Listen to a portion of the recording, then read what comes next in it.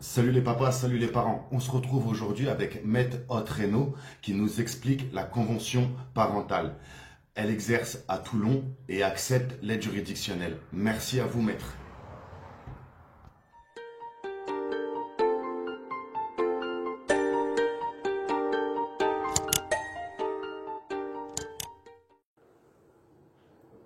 Merci Cédric.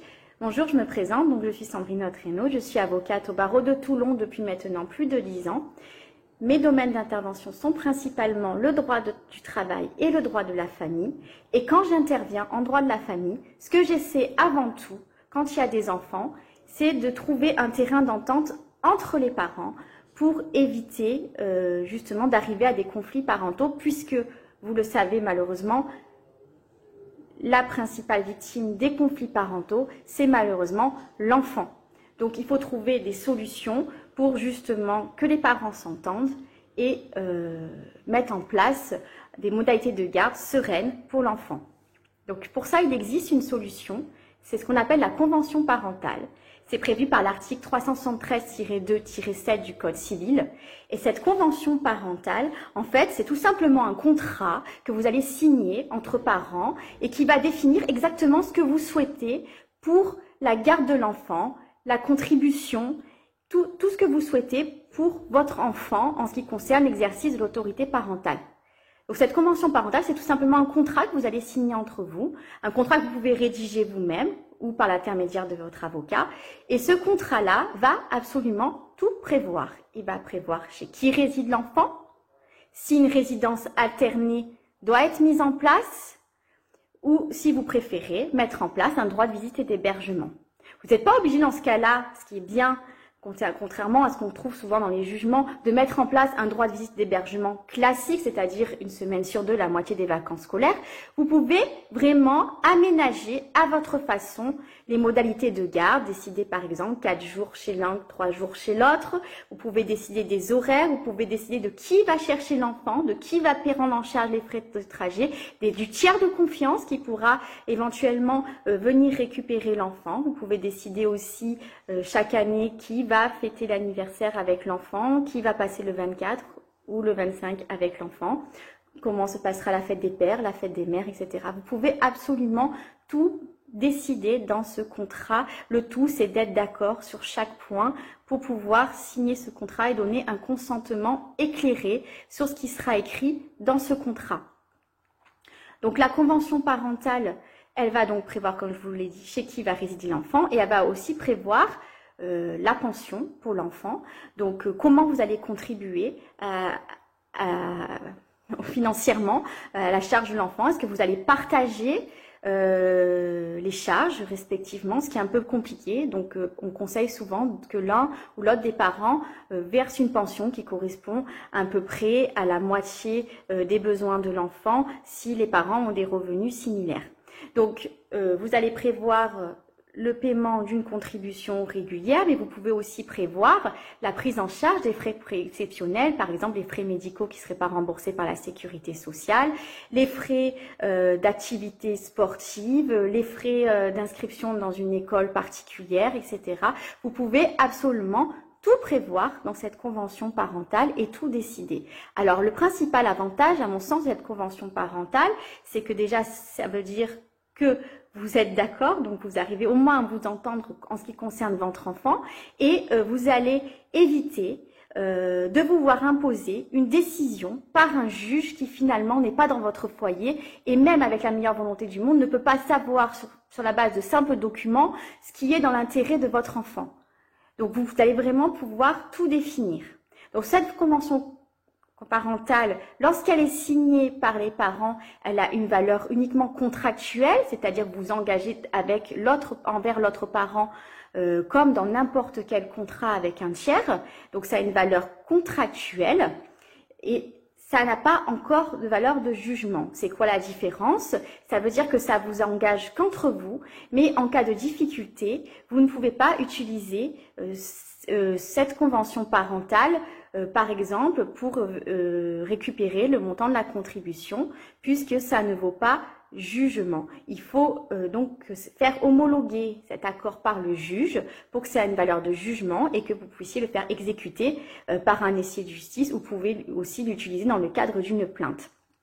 Tant que ce n'est pas homologué par le juge, ça a quand même un avantage, puisque si malheureusement, suite à la signature de cette convention parentale, il y a un conflit qui apparaît entre les parents, le parent qui s'estime lésé pourra utiliser dans le cadre d'une requête classique devant le JAF cette convention parentale comme preuve de la pratique qui est faite, qui était faite initialement entre les parents dans le cadre de la séparation, ou comme preuve de l'accord qui avait été donné par l'autre parent pour ce type de mode de cas. Donc dans tous les cas, ce contrat, il sert à quelque chose, que ce soit en justice ou entre vous. Ce contrat, à mon sens, il est nécessaire de le faire homologuer par le juge. Donc l'homologuer par le juge, c'est tout simplement l'envoyer au juge pour qu'il appose son tampon et sa signature et qu'il le transforme en jugement. Donc le transformer en jugement, c'est absolument pas reprendre les termes dans la convention, c'est simplement lui donner une valeur juridique pour qu'il puisse ensuite être exécuté par un huissier de justice.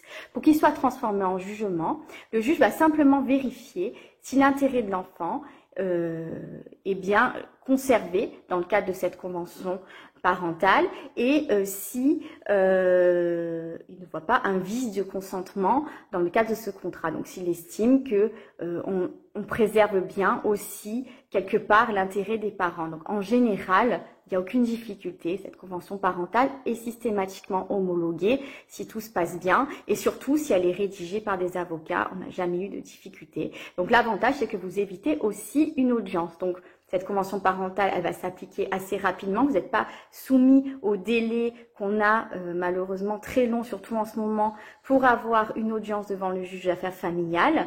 Et cette convention-là, du coup, elle sera exécutoire rapidement, puisque dès que le juge l'aura homologué, sans même vous avoir convoqué à une audience, eh bien, dès qu'on recevra le document, vous aurez un vrai jugement, comme si vous étiez passé devant le juge, avec les problèmes en moins, avec les conflits en moins.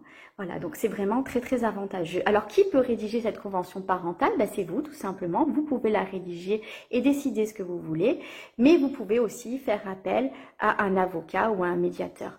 Moi, je pense que l'intervention d'une tierce personne dans le cadre de la rédaction de cette convention parentale est indispensable. Déjà pour mettre un terme à certains points de désaccord et arriver à faire quelque chose de clair qui démontrera au juge que l'intérêt de l'enfant est préservé, et aussi l'intervention de l'avocat peut être nécessaire pour que ce soit bien rédigé et de vraiment que tout soit prévu et qu'il n'y ait pas d'oubli dans la rédaction de cette convention parentale.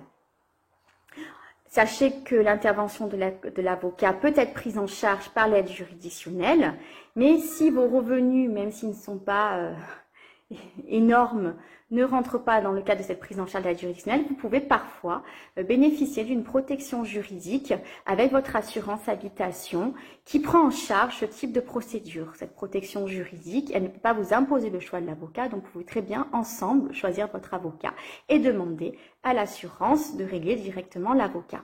Donc, vous pouvez aussi choisir un avocat pour les deux parents pour rédiger cette convention parentale ou choisir chacun votre avocat, comme on le ferait par exemple dans le cadre d'une convention de divorce.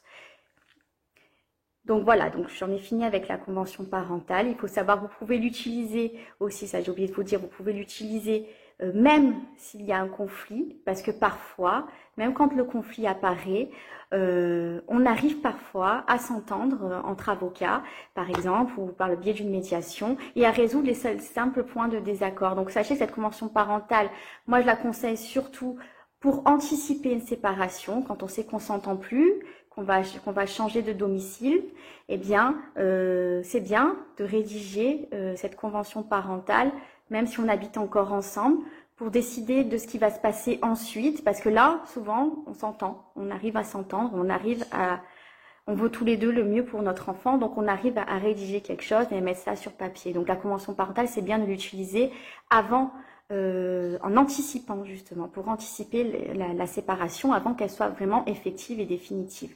Vous pouvez aussi l'utiliser même après un jugement, même si vous avez quelques points de désaccord, si vous faites intervenir une tierce personne et que vous arrivez à mettre un terme à ce point de désaccord. Parce que comme je vous ai dit, ça vos jugements, donc ça peut très bien remplacer un ancien jugement.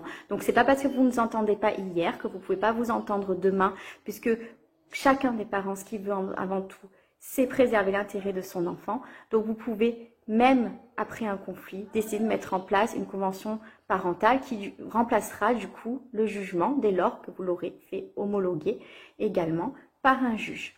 Voilà, j'en aurai terminé. Je vous remercie et je vous dis à bientôt. Au revoir.